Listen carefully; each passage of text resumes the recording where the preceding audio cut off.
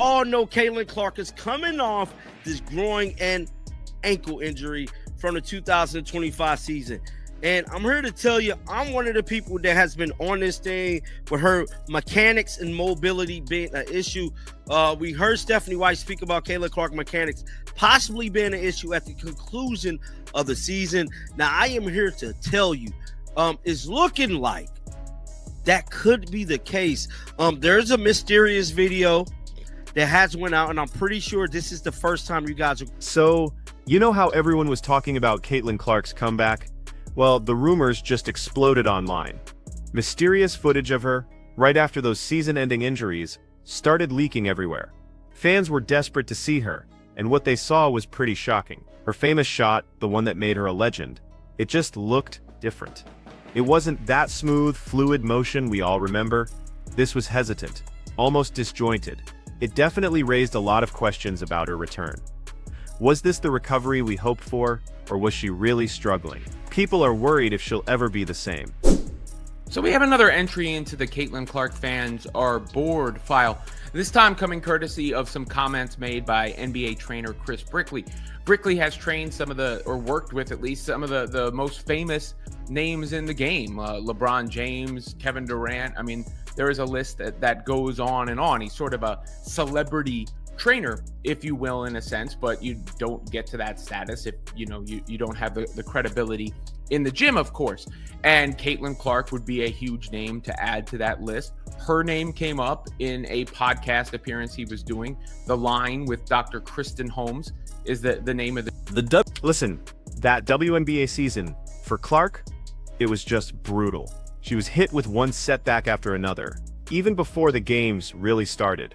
First, quad tightness, then a strain, then 2 different groin strains, and finally, a really bad ankle injury. Her body was just pushed to its absolute breaking point. This wasn't just a small injury here or there. It was like a domino effect of physical trauma, which is wild considering how unstoppable she seemed in college. All these injuries had everyone, from fans to experts, wondering what was really going on. People are asking, how could one player go through so much in a single season? Speak about Caitlin Clark mechanics possibly being an issue at the conclusion of the season. Now, I am here to tell you, it's looking like that could be the case. There's a mysterious video that has went out, and I'm pretty sure this is the first time you guys are going to see this. So I'm not sure when this video was filmed. So this is Caitlin Clark shooting around at Cambridge. Now, I'm pretty sure this video is probably not that old. So, that leaked video, supposedly from Cambridge, showed Clark taking some mid-range shots, but the comparison to her perfect form from Iowa? It was just jarring to watch. Experts jumped right on it, pointing out a huge difference in her release. That effortless, smooth motion she had in college, it just wasn't there. The new footage showed a shot that looked off. It didn't have that familiar fluidity and precision we all know. This wasn't some tiny tweak either, it was a fundamental shift, which makes you think there's a deeper issue tied to her recovery. This video really got people talking, and fans are now seriously worried about how she'll play in the future. I'm hoping that she'll come to New York and we'll get some work, and she's the reason why the WNBA has become so big. I would love to work with her. Yeah. She's an amazing talent. She's changed the game. She has absolutely changed. Yeah. Women's sports. For sure. And I love generally competitiveness too. Oh man, I know. She's that's the other piece too, that like it's okay for women to be competitive. And So all complimentary there in general, right? I mean, you can hear the admiration coming from the host, but the context of the comments in the sense of Caitlin Clark wanting to stay in Indianapolis or staying around the Fever and then not going to New York. One prominent voice. Now, when Joyce saw this footage, he totally scratched his head. He basically came right out and said, this isn't a smooth recovery story. He flat out declared, something's very off with Caitlin's shot, and he didn't sugarcoat anything. This wasn't just some random person talking, either. This was an urgent red flag from someone who really follows her journey closely. His honest take just made everyone more uneasy. It really suggested we're not seeing a fully recovered athlete, but someone still dealing with big changes to her game. That's a huge cloud hanging over her big comeback, for sure. Her release, her shot is off. Now, this is Caitlin Clark back at Iowa. Same type of shot, same type of deal. Watch this. These are mid-range shots, guys. See that? There's a big difference in the way Caitlin Clark is shooting the basketball. It's not the same way she was at first. This is proof to the argument, man. And get this, the same commentator really stirred things up with a controversial opinion. He actually said Caitlin Clark should go back to Iowa for her rehab. He strongly argued that things aren't going right with how the Indiana Fever organization is handling her recovery, implying it could really mess with her career. This bold statement started a huge debate. It suggested that maybe the familiar environment and proven methods from her college days are what she really needs to get back to her peak form. The implication was clear. The Fever's choices might actually be holding back the very player they need most. Coming from the host, but the context of the comments in the sense of Caitlin Clark wanting to stay in Indianapolis or staying around the Fever and then not going to New York has drummed up some discussion. Really, I don't see a headline takeaway. I mean, to me, the headline takeaway is trainer wants to work with Caitlin Clark. Look, who does it benefit more? As much as Brickley has a laundry list of clients, it still helps him to say, I'm in the gym with Caitlin Clark, right? As far as how it could actually help Caitlin Clark's game, who knows? I mean, I feel like when you're a player of her caliber. Okay, so then we got an unexpected twist from NBA celebrity trainer Chris Brickley. This guy works with legends like LeBron James and Kevin Durant, right? Well, during a podcast, he just casually dropped a bombshell. He's apparently been trying to work with Clark for a few years now. But here's the thing. She's obligated to train only at the Fever's facility in Indianapolis.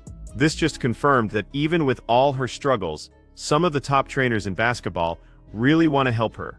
But these institutional barriers are getting in the way. It immediately makes you wonder if Clark is missing out on some really specialized training that could speed up her recovery and make her even better. Not the same way she was at first.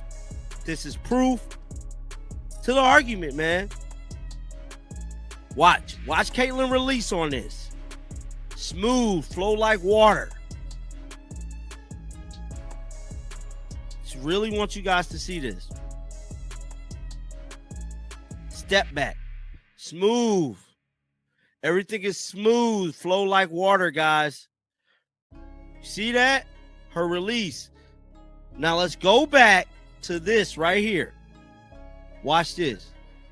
It's not the same shot. Brickley's comments really sparked a whole new wave of controversy, though.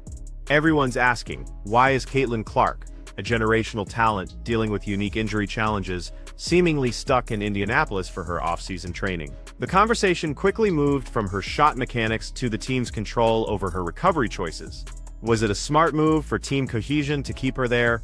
Or was it a huge missed opportunity for her to get top-tier outside help that could truly fix her game? This idea of her being limited just made fans even more frustrated, and they started questioning the Fever's dedication to her best individual development, especially with all these injuries. Know exactly why this didn't work out or why the workouts didn't happen, at least from Caitlin Clark's point of view. She stayed in Indianapolis. Does that mean the Fever held her hostage?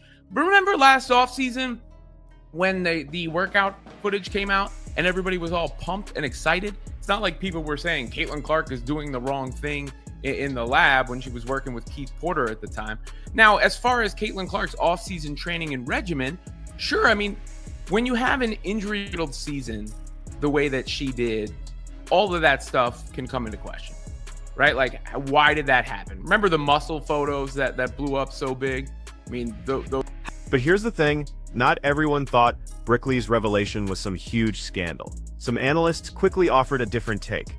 They suggested that Brickley, even with his amazing reputation, would also gain a ton by working with Clark, who's the biggest name in women's basketball. They argued that one training session even with a top coach, isn't going to magically fix a whole season of injuries or completely change her game. Their point was that her health needs to be the absolute priority first, more so than just getting external training opportunities. This really calmed down some of the initial outrage and brought a more balanced view to the whole discussion. Now, I don't want y'all to say I'm being a hater, bro. But I just want y'all to know I'm the first one speaking about this, bro. Because this is very interesting, bro. Shout out to A. But something's very off with Caitlin Schott, man. And that's all I'm going to say, dog. I'm not going to go into it too deep. I just want y'all to know I'm paying attention and I see it. Now, Ari McDonald, Look, regardless of all the chatter, everyone knows Caitlin Clark takes her game incredibly seriously. Her relentless work ethic throughout her entire career proves that, with her massive star power, she can basically get access to any training, any facility, any expert she wants. The idea that she wouldn't actively go after the absolute best recovery and skill development, that's just unthinkable. This deep commitment really suggests that any decisions about where she trains are deliberate, calculated choices. She's aiming for optimal results, not just passively accepting what the team says. The way that she did, all of that stuff can come into question, right? Like, why did that happen? Remember the muscle photos that blew up so big? I mean, those were huge, right? And you could be skeptical and say, was there too much focus on adding bulk?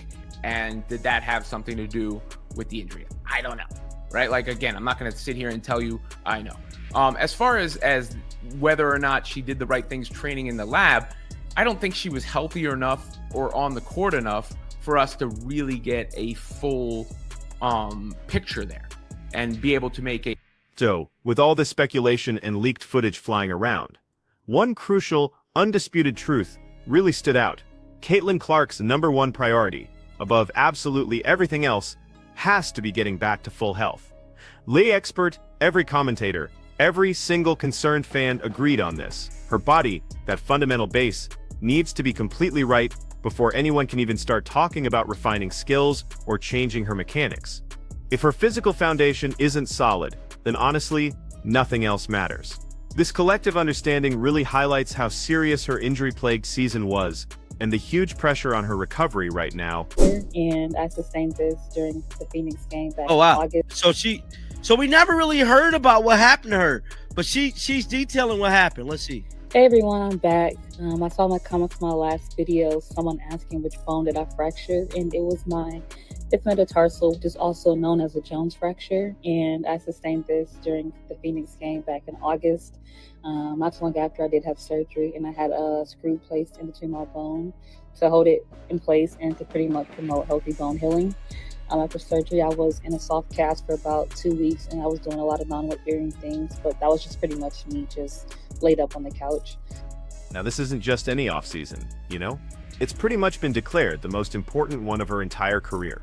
The sheer adversity she faced last year, with all those injuries piling up, was something totally new for her. It's such a sharp contrast to her dominant, almost untouchable college run. She'd never really had to deal with such big physical setbacks before. The stakes couldn't be higher. How she handles this intense recovery period will define not just her immediate return, but potentially her whole professional career trajectory. Her entire future really hinges on what happens right now. Right? I mean, Brickley last year said, "Thanks, bro, but Ben is healthy, moving very well. He's better now than his all-star season. I've never co-signed a player that didn't prove it when their season started. Trust me on this one." September 18th, 2024. So nobody's infallible. It's not like one session in the gym there would have changed the course of Caitlin Clark's season. And, you know, you work with a variety of people and coaches get different perspective, different tweaks on your game, but none of that is going to be some sort of magical eureka moment in one session. So again, we'll see what happens this offseason with Caitlin Clark. Coincidentally, or maybe directly related to Clark's unprecedented injuries, The Indiana Fever actually just posted a new job opening for a training manager. Now, we don't know the exact connections, but the timing is super significant, right? It hints that the organization knows they need better injury prevention and rehab strategies. This move really suggests the Fever are taking their star players' health incredibly seriously. They might be completely overhauling their support system to make sure there's a more robust and effective recovery process for all their athletes, especially their franchise player. Like, I was, down and out and just not able to use my right leg and foot, so it definitely made me grateful for the activity of my limbs. And it was also hard just being still, but I know that I needed to be still and just work on me and grow my faith. It was also hard depending on people and asking for help, because Lord knows I like to do stuff on my own. But I'm thankful for those that was in my corner, my teammates, my husband, my trainers, my family, coaches, everybody, and it's only up from here. So that was one video there from Aerie McDonald, kind of showing us her rehabilitation process. I think this is another one here. What's more, some skeptics started bringing up those viral muscle photos from a previous offseason. They were questioning if maybe focusing too much on bulking up could have accidentally contributed to her recent string of injuries. It's totally speculative, of course, but this idea of too much strength possibly messing with flexibility or biomechanics became a real talking point. It just highlighted that tricky balance athletes have to maintain, the delicate line between conditioning and getting hurt. It adds another layer of complexity to her whole recovery story. At this juncture, it's the most important of her career because she's never faced the adversity that she had to face last year with the number of injuries. And remember, they started in the preseason with the quad tightness, and then there was the quad strain, then the groin strain, then the other groin strain, and then the ankle injury. So it was concerning when a bunch of them kept piling up at once, and you wondered what could be the root cause of that. Was there some sort of change in her mechanics? Is it just bad luck? And we saw that the Fever, did post a new job title for a training manager. Many believe. Look, here's the thing. All this intense, sometimes even overblown talk about Caitlin Clark's recovery, her training, every little detail of her game, it really just comes down to one undeniable fact. Her fans are bored. They haven't seen their idol play competitive basketball in what feels like forever. So all that pent-up frustration and anticipation finds a way out by dissecting every single rumor and leaked clip. This collective longing for her return turns even the smallest details into huge, headline-worthy debates. It's truly a testament to her unmatched drawing power, even when she's not even on the court. Thing, because I feel like she need to go back to Iowa, bro. She need to go back to Iowa for her rehabilitation. Just to me, things are not going right with the Indiana Fever organization with Caitlin Clark rehabilitation. For them to block Chris Brickley to come there, sending her out there, it's almost like they want her to stay in Indy, which I get it, but I want Iowa Caitlin, and I feel like Caitlin Clark need to go back to what got us here, bro. Yeah, it is what it is, man. Get down in the comment section. Let me know y'all thoughts about this. Meanwhile, in a kind of parallel story, fellow WNBA player Aerie McDonald gave a really detailed, open account of her own recovery from a Jones fracture. She talked all about the surgery and every stage of rehab. While it doesn't directly involve Clark, McDonald's transparency gave us a rare look into the super rigorous, often grueling reality of what it takes for a pro athlete to come back from an injury. It was a stark reminder of the immense dedication needed, and it contrasted pretty sharply with all the fragmented, speculative info we've been getting about Clark's more private process. It really showed the painstaking work behind any comeback. Any true comeback. Changing her mechanics. Is it just bad luck? And we saw that the Fever, did post a new job title for a training manager, whatever the specific title was. I don't know if it's coincidence or completely related, but it's number one priority for Caitlin Clark is to make sure she gets her body right. None of the other stuff matters if her body and her base aren't right. So that should be priority number one, to make sure she's completely healthy. Then when it comes to refining the skill set, she should work with who she wants to work with and who she thinks can most improve her game as she. Despite the Okay, so despite all the swirling controversies and those concerns from the leaked footage, all these collective actions and discussions really paint a clear picture. Caitlin Clark is coming back. Chris Brickley publicly wanting to work with her, the Fever adjusting their training staff, and just the sheer amount of debate about her mechanics. It all points to one undeniable truth: she is returning. The big question isn't if, but how. She'll come back, and what version of the Phenom we'll actually see. Every conversation, every critique, every single leaked video ultimately affirms her unwavering path back to the court. Her comeback won't just be about stepping onto the floor. It's going to be about showcasing a refined, fully healthy version of her game. This offseason is completely dedicated to fixing the weaknesses those injuries exposed.